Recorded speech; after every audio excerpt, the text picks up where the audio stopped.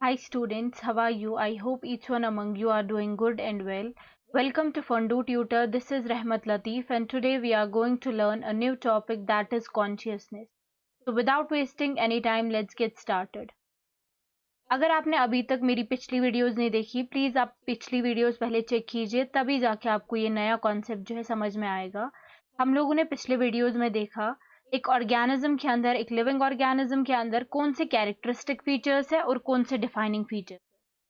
So our new topic is consciousness. Let's start. ठीक है, देखिए कॉन्शियसनेस होता क्या है। कॉन्शियसनेस बेसिकली मीन्स हम लोग एनवायरनमेंट को कैसे सेंस करते हैं और उसको कैसा रिस्पॉन्स देते हैं। ठीक है, all living organisms can sense their surroundings or environment, respond to these environmental stimuli which could be physical, chemical और biological। अब देखिए हर एक लिविंग ऑर्गेनिज्म, चाहे वो यूनिसेल्यूलर हो, चाहे वो मल्टीसेल्यूलर हो, चाहे वो प्लांट्स हो, चाहे वो एनिमल्स हो, चाहे वो ह्यूमन बींग्स हो, मतलब सिंपलेस्ट ऑर्गेनिज्म से लेके एक बड़े कॉम्प्लेक्स ऑर्गेनिज्म तक जो भी लिविंग ऑर्गेनिज्म है वो अपने एनवायरनमेंट को सेंस करते हैं। ठीक है, सेंस करने के साथ साथ वो एक रेस्पॉन्स भी देते हैं। ठीक है, अभी आप मान के चलिए कोई बंदा है, ठीक है, उसको ठंड लग गई, वो क्या करेगा? वो कंबल ओढ़ लेगा। अगर वहीं पे एक और पर्सन है जिसको गर्मी हो गई, वो क्या करेगा? He will switch on the fan. ठीक है, अब मुझे आप कहिए ये कॉन्शियसनेस है। ठीक है, कॉन्शियसनेस मतलब जब आपको कोई कोई स्टिमुलाई आता है, कुछ भी मतलब आपको सेंस करना होता है, उसको आप कैसा रिस्पॉन्स देता है, that we call as consciousness. ठीक है, अब देखिए हम लोग कैसे सेंस करते हैं अपने एनवायरनमेंट को। We just sense our environment through sense organs, through our sense organs. हमारी आंखों से हम लोग देखते हैं, ठीक है, हमारे कानों से हम लोग सुनते हैं, हमारे हाथों से हम लोग टच कर पाते हैं, ठीक है, सेंस कर पाते हैं, हमारी टंग से we can taste the things, like हम लोग टेस्ट कर सकते हैं फूड वगैरह को, whether it is sour, whether it's taste, whether it's sweet, whether it's sour और एनीथिंग लाइक दैट। ठीक है, नोज से हम लोग क्या करते हैं, नाक से हम लोग स्मेल करते हैं, सूंघते हैं सिंपली। ठीक है, तो ये सारी सेंस ऑर्गन से हम लोग क्या करते हैं, सेंस कर पाते हैं। अब देखिए जो प्लांट्स है ना, प्लांट्स मैंने आपको पहले ही कहा यूनिसेल्यूलर से मतलब सिंपलेस्ट ऑर्गेनिज्म से कॉम्प्लेक्स ऑर्गेनिज्म तक सब ऑर्गेनिज्म जो है वो रिस्पॉन्ड करते हैं। ठीक है, सिमिलरली जो प्लांट्स है ये रिस्पॉन्ड करते हैं टू एक्सटर्नल फैक्टर्स। ठीक है, एक्सटर्नल फैक्टर्स में क्या क्या आएगा, यहाँ पे लाइट आएगी, वाटर आएगा, टेम्परेचर, बाकी ऑर्गेनिजम्स या पोल्यूटेंट्स की बात कीजिए, प्लांट सबको रेस्पॉन्स देता है। अब देखिए कैसे रेस्पॉन्स देता है। जब प्लांट पे लाइट पड़ती है, ठीक है, ये कोई लाइट का सोर्स है, सन वगैरह मान के चलो, और यहाँ पे मेरा प्लांट है, जब इस पे लाइट पड़ी, अच्छी खासी लाइट इसने जो है परसीव की, तो उसकी वजह से क्या होता है, इसकी ग्रोथ होती है। ठीक है, इसकी ग्रोथ होती है, उसकी वजह से हो गया ये एक रिस्पॉन्स। ठीक है, वाटर सिमिलरली प्लांट है, लिविंग ऑर्गेनिज्म है, तो प्लांट को पानी की जरूरत है, जैसे सब ऑर्गेनिज्म को पानी की जरूरत होती है, सिमिलरली एक प्लांट को भी उसकी जरूरत होती है। टेम्परेचर की बात करते हैं, टेम्परेचर भी एक अच्छा खासा रोल प्ले करता है इन प्लांट्स वगैरह में, हर एक ऑर्गेनिज्म में, लेकिन here we are particularly talking about plants. तो प्लांट्स में भी एक अच्छा खासा रोल प्ले करता है टेम्परेचर। लाइक जब टेम्परेचर होगा अच्छा खासा, तभी तो प्लांट ग्रो करेगा, तभी मतलब बाकी सारे फीचर्स इसके चेंज होंगे, इसकी फिजियोलॉजी वगैरह चेंज होगी। ठीक है, जब ये बड़ा बड़ा होगा प्लांट। ठीक है, बाकी ऑर्गेनिज्म या पोल्यूटेंट्स की बात करते हैं, लाइक अगर कोई ऑर्गेनिज्म है, you might have heard about insectivorous plants. Insectivorous plants ये ऐसे प्लांट्स है जो इंसेक्ट्स को खा जाते हैं। ठीक है, लाइक ये मेरा प्लांट है, इस पे इंसेक्ट आके बैठ गया। ठीक है, इस पे इंसेक्ट आके बैठ गया। इंसेक्ट आता है किसके लिए? बेसिकली इंसेक्ट आता है to obtain नेक्टर और समथिंग लाइक दैट। ठीक है, नेक्टर वगैरह लेने के लिए आ जाता है इंसेक्ट इसके पास, प्लांट्स के पास। अब जो प्लांट्स इंसेक्टिवोरस प्लांट्स है, वो इन इंसेक्ट्स एकदम से जब आता है और बैठ जाता है प्लांट पे, प्लांट जो है इसे खा जाता है। ठीक है, बिकॉज वो इंसेक्टिवोरस प्लांट्स है। तो ऐसे जो है प्लांट्स रिस्पॉन्ड करता है एक्सटर्नल फैक्टर्स पे। ठीक है, आई होप ये आपको समझ में आ गया होगा।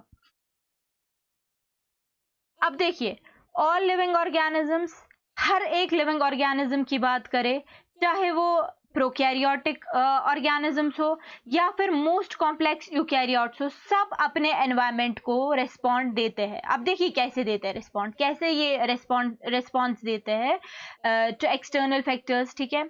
अभी देखिए अगर फेवरेबल कंडीशन होगी, अगर फेवरेबल कंडीशन होगी तो अमीबा क्या करता है, अमीबा जो है वो रिप्रोडक्शन करता है, ठीक है, वो रिप्रोडक्शन करता है।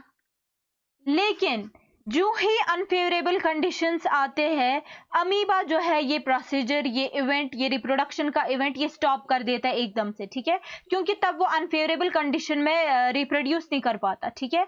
या यूकैरियोट्स की बात करिए, अभी मैंने ह्यूमन बींग्स की एग्जांपल दी, प्लांट्स की एग्जांपल दी, हम लोग कैसे अपने एनवायरनमेंट को सेंस कर पाते हैं, उसके अगेंस्ट हम लोग कैसा, मतलब अगर हमें स्टिमुलाई कुछ मिलता है हम लोग कैसा रिस्पॉन्स देते हैं उसके अगेंस्ट, ठीक है।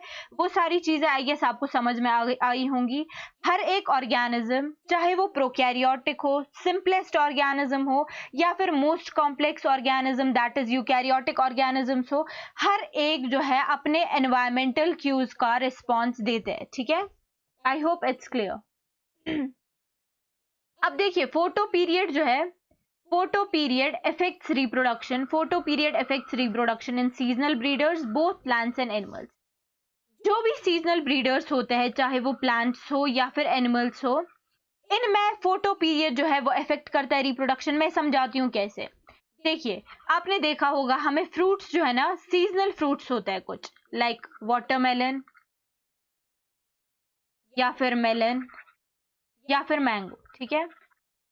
ये सीजनल फ्रूट्स है, ये हमें एक पर्टिकुलर सीजन में मिलते हैं, हमें थ्रू आउट द ईयर नहीं मिलते, हमें किसी पर्टिकुलर सीजन में मिलते हैं, ठीक है। ऐसा क्यों? क्योंकि इनमें जो रिप्रोडक्शन है ना वो सीजनल होता है, ठीक है। लाइक इनका अभी सीजन है, हमें वाटरमेलन खाने को मिलता है, मेलन खाने को मिलता है, मैंगो वगैरह खाने को मिलता है अभी, क्योंकि इनका जो ये रिप्रोडक्शन वगैरह है वो सीजनल था, जिसकी वजह से हमें फ्रूट्स अब मिल रहे हैं, ठीक है। थ्रू आउट द ईयर हमें फ्रूट्स नहीं मिलते। सिमिलरली कुछ एनिमल्स है, लाइक अभी मैं बात करूंगी कैट्स की, या फिर कह लो डॉग्स, या फिर कह लो कुछ बर्ड्स, एनिमल्स, एनिमल्स को छोड़ के, या कुछ बर्ड्स कह लो, या फिर कैट्स कह लो, या फिर डॉग्स कह लो, ठीक है। तो इनमें क्या होता है बेसिकली, इनमें जो है ना, इनमें भी सीजनल रिप्रोडक्शन होता है। अभी आप देखेंगे जून में जो है ना कैट्स जो है बेबीज को जन्म देते हैं, ठीक है। ऐसा क्यों? वो क्यों नहीं कब किसी और महीने में देता है बर्थ अपने बेबीज को? ऐसा इसलिए है क्योंकि कैट्स जो है they are seasonal breeders. Similarly जो डॉग्स है वो भी सीजनल ब्रीडर्स है। सिमिलरली कुछ बर्ड्स ये भी सीजनल ब्रीडर्स है, ये throughout the year reproduction नहीं कर पाते। अगर हम लोग अब ह्यूमन बींग्स की बात करें, आपने कभी नहीं सुना होगा like this is the particular month जब बेबीज पैदा होते हैं ह्यूमन बींग्स के, या और कुछ ऐसा आपने कभी नहीं सुना होगा। जो ह्यूमन बींग्स है इनका थ्रू आउट द ईयर जो है रिप्रोडक्टिव फेज हो, मतलब इनका रिप्रोडक्टिव फेज हमेशा चलता है। ये हम लोग सीजनल ब्रीडर्स नहीं, we are continuous breeders. Human beings are continuous breeders. तभी आपने कभी नहीं सुना होगा like this is the particular month जब बेबीज पैदा होता है ह्यूमन बींग्स के, या कुछ ऐसा, ठीक है, क्योंकि हम लोग कॉन्टिन्यूअस ब्रीडर्स है, we are not seasonal breeders. अब देखिए human being is the only organism who is self conscious, who has self consciousness, ठीक है। अब देखिए हमें मतलब क्या इसका, हमें सेल्फ कॉन्शियसनेस है, इसका मतलब ये है, देखिए अगर हम लोग प्लांट्स की बात करते हैं ना, अभी मैं गई किसी प्लांट के पास, लाइक रोज प्लांट के पास मैं गई, ठीक है, मैंने एक रोज तोड़ लिया, ठीक है। अब वो मुझे क्या करेगा वहां से, वो थोड़ी मुझे कुछ लाइक फिजिकली मुझे कुछ करेगा, लाइक फिजिकली वो मुझे कहेगा, मुझे या कुछ कहेगा, मतलब कुछ कहेगा प्लांट, मेरे साथ मत करो, मेरे फ्लावर्स तोड़ के मत ले जाओ, या समथिंग लाइक दैट। वो इसलिए नहीं कहता क्योंकि उनके पास कॉन्शियसनेस होती है, दे कैन सेंस, इसलिए कहते हैं कि फ्लावर वगैरह नहीं तोड़ने चाहिए, ठीक है, क्योंकि they are also living organisms, plants are also living organisms, इनको भी पेन होती है, ठीक है, इनके लीव्स वगैरह टेयर नहीं करने चाहिए। लेकिन यहाँ पे अगर हम लोग उनको भी कॉन्शियसनेस होती है, लेकिन they don't have self consciousness, like वो वहां से आपको रिस्पॉन्स नहीं दे सकते वैसा, ठीक है। अभी अगर हम लोग बात करेंगे, अगर हमने किसी ह्यूमन बीइंग को पकड़ा, ठीक है, ह्यूमन बीइंग को हमने पकड़ा और थप्पड़ मार लिया, ठीक है, ठीक है, कुछ ऐसा कर लिया उनके साथ, तो वो डेफिनेटली वहां से रिस्पॉन्स देंगे, ठीक है। वो डेफिनेटली हमें, अगर वो हमें वहां से थप्पड़ वगैरह नहीं लगाएंगे, एटलीस्ट हमें कहेंगे आप हमने ऐसा क्या किया जो आपने हमें मारा, या कुछ ऐसा, ठीक है। तो human being is the only organism who has self consciousness. हमें सिर्फ है सेल्फ कॉन्शियसनेस, लाइक अगर हमारे साथ कोई कुछ करता है बुरा वगैरह, हम लोग उन्हें कह सकते हैं आपने हमारे साथ ऐसा क्यों किया, या वैसा कुछ, ठीक है। तो खाली एक ऑर्गेनिज्म है, living organism, that is human being who has self consciousness. ये क्वेश्चन आता है कॉम्पिटिटिव एग्जामिनेशन में, ठीक है। तो प्लीज मेक श्योर आप ये दिमाग में रखेंगे। अब देखिए, कुछ पेशेंट्स होते हैं जो कोमा में होते हैं, ठीक है, हॉस्पिटल्स में होते हैं, मशीन्स की मदद से वो जो है ना जिंदा रह रहे होते हैं, लाइक जिनका हार्ट रिप्लेस करते हैं या फिर लंग्स वगैरह रिप्लेस हुए होते हैं जिनके, वो पेशेंट तो ब्रेन डेड होते हैं ना, लाइक वो मशीन्स की मदद से जो है जिंदा होते हैं, ठीक है। लेकिन वो जो पेशेंट्स है, they have no self consciousness, उनको कोई सेल्फ कॉन्शियस नहीं होता है, they have no self consciousness.